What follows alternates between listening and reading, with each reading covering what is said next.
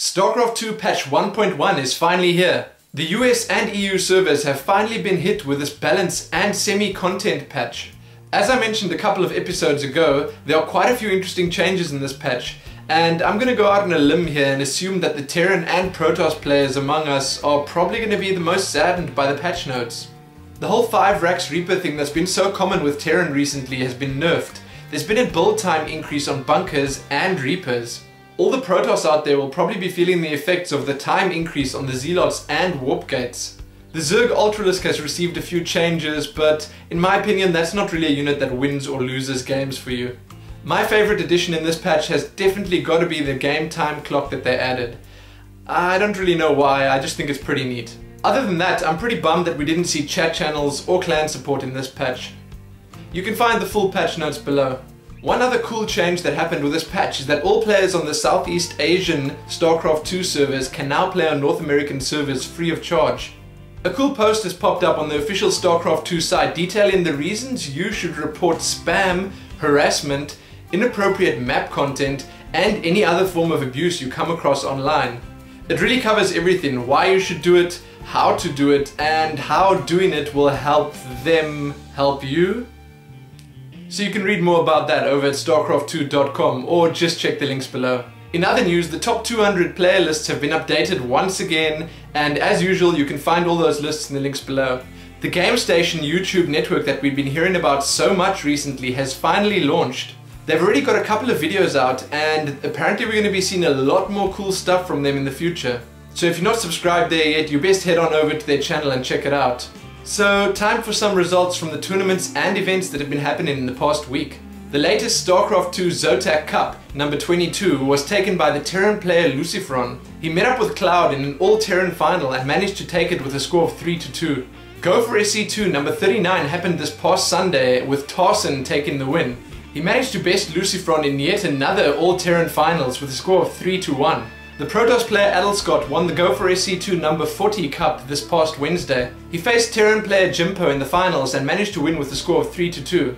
The Terran player Shu won Craft Cup 6 this past weekend. He defeated fellow Terran player Goody in the finals with a score of 3-1.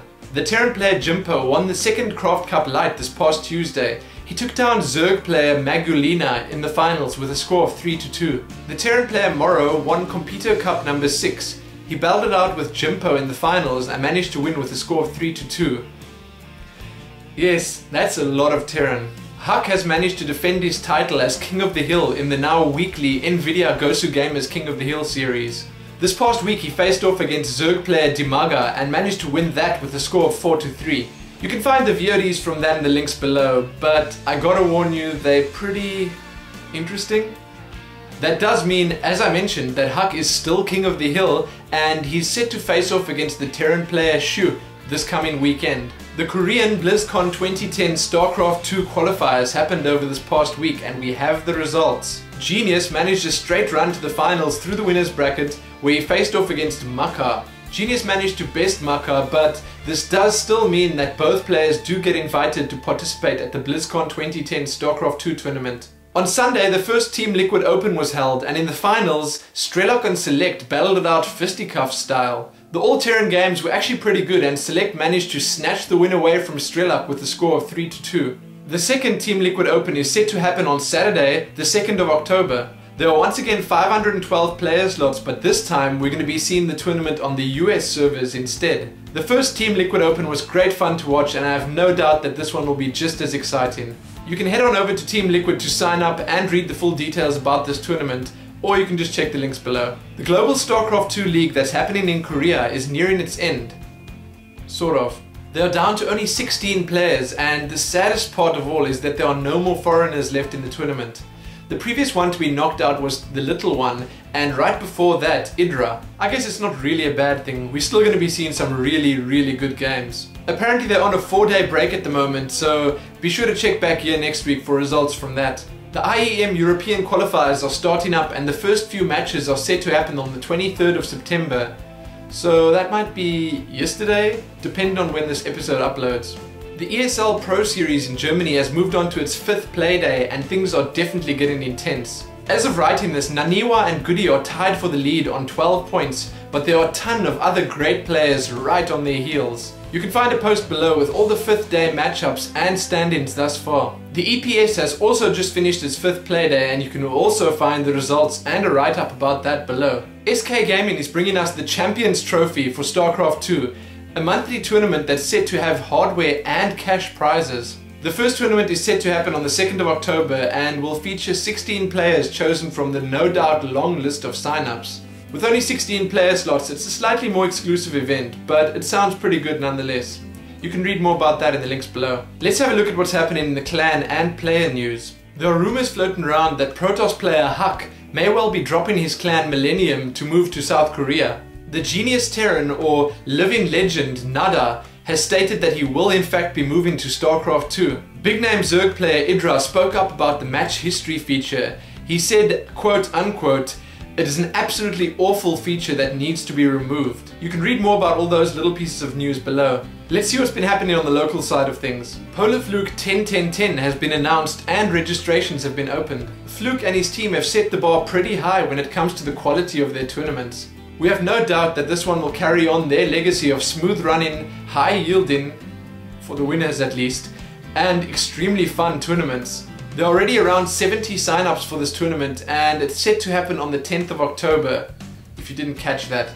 You can read more about 10-10-10 or sign up over at polarfluke.co.za. Some locals from the Twilight Gaming forums have taken it upon themselves to host a friendly Starcraft 2 tournament this coming Saturday. The winner gets bragging rights and a pretty fancy signature to wear with pride on the Twilight Gaming forums. So if you're interested in that, head on over to the Twilight forums to sign up.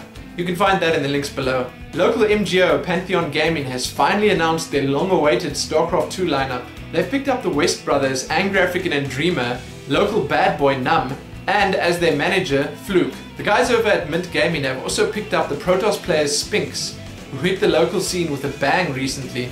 Everyone's favorite local gamer girl, Me, has been picked up by the Mint Gaming organization as well. Sadly, we won't be seeing her in Starcraft 2. She's set to bolster their already impressive lineup of writers for their site. You can read more about that over at Pantheon Gaming or Mint Gaming's websites, or just check the links below. Let's head on over to the Diablo news.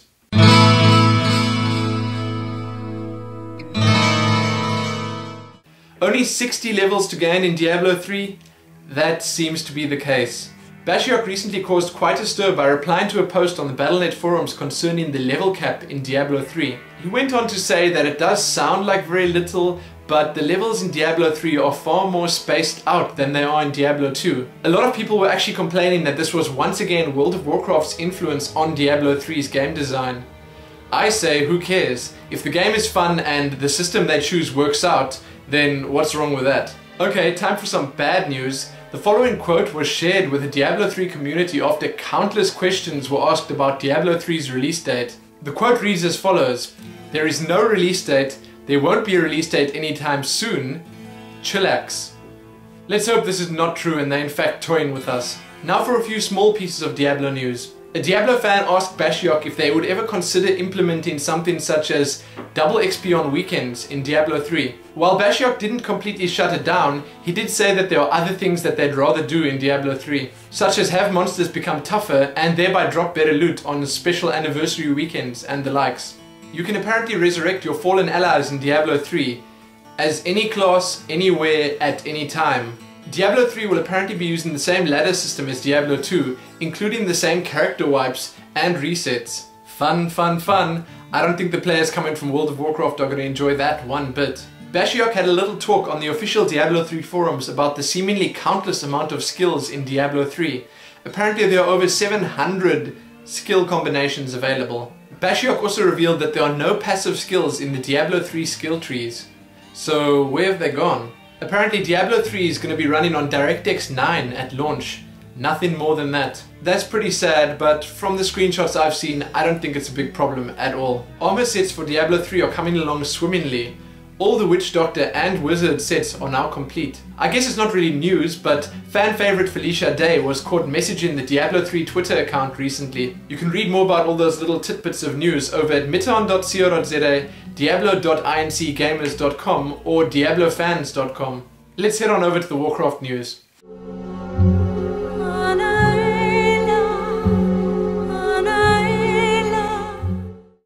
Yes, it's that time of year again where WoW players already have way too much on their plates, and then Blizzard just keeps throwing even more fun activities and achievements at them. Terrible, terrible Blizzard. Brewfest is now up and running on the live World of Warcraft servers, and just a couple of weeks after that starts Hallow's End. There are tons of cool achievements to get this year, those 2 really cool mounts, and some slightly outdated gear from old Corrin Diablo. You can see links to the official event pages below, so good luck with that. The second and third parts of the Cataclysm Prologue are now available on the public test realms.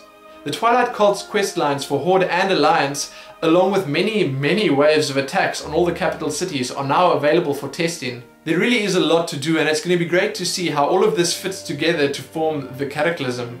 Read more about that below or hop onto the test realms to check it out for yourself. Blizzard unveiled a cool new preview of the recently changed Battle for Gilneas battleground. The first draft of the battleground was actually set inside Gilneas and was centered around controlling the districts of the city. Since then though, Blizzard have found a better way of running it and moved it outside the city, changing it to a more Arathi Basin style battleground. Let's just hope it's not too much like AB, seeing that Twin Peaks is already quite a bit like Warsong Gulch. It seems like the mobile armory that was slightly underwhelming at launch will be receiving a new feature soon. You'll be able to chat to your guild via your mobile armory. That's definitely going to make this a lot more attractive to many players. You can read more about that below. It seems like we can pretty much expect a new Cataclysm beta build every week now. The guys over at Blizzard are definitely powering through these patches to try get the game polished and ready for launch. Cataclysm beta build 12984 has hit the servers, and as usual there are many changes, additions and fixes. In this latest build we can now actually create female Worgens, and they really do look cool. We also see the new Worgen mount, Running Wild. It actually has the Worgen go down onto all fours and run at the same speed as a normal or epic mount. All the heroic dungeons are now also active on the servers, and there are obviously many other changes that you can find in the links below. A new minigame or quest of sorts has been added to this latest Cataclysm beta build. This one will definitely look familiar if you've played a lot of PopCap games. Peace Bloom vs Ghouls looks almost identical to Plants vs Zombies, and even has a couple of really insane achievements added for it. So instead of alt-tabbing to load up those PopCap games, you can now head on over to Hillsbrad Foothills to play this in your World of Warcraft client. Time for the question of the week. So this week's question: how do you feel about the fact that there are only 60 levels to gain in Diablo 3? Leave your reply below in the form of a comment or video response. That's it for this week. Tune in again next week for your Starcraft, Warcraft or Diablo news fix. Like it, favorite it, share it, subscribe, but most importantly, happy Starcrafting!